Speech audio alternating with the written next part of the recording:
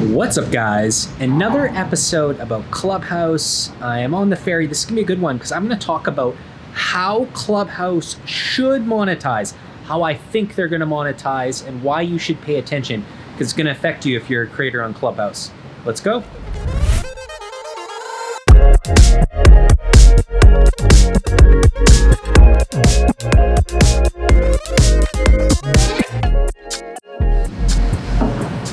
All right, guys, Clubhouse.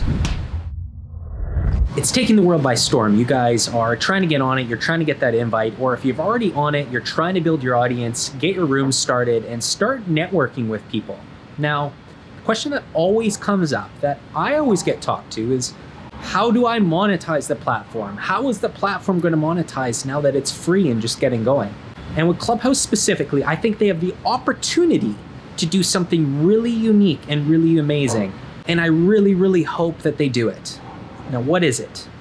I hope they allow you to sell memberships to clubs, small incremental amounts that they may take a small commission of. That's how they will monetize it. But it'll also allow the creators of the content to make money, something that no other platform has done at scale. Now, TikTok is making their influencer fund and their creator fund. Facebook's trying at some aspects to compensate people that have ads running on their videos. YouTube does it through monetization of ads on videos, but none at the highest level that this could potentially do, allowing people to subscribe to a club and allow the creators of that club, the founders of that club, to make money off of it.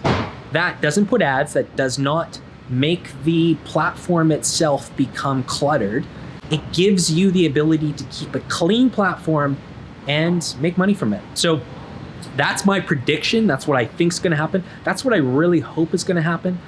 And I'm interested to hear what you guys think. Should Clubhouse add ads? Should they do a different monetization technique, or should they monetize the way I just discussed?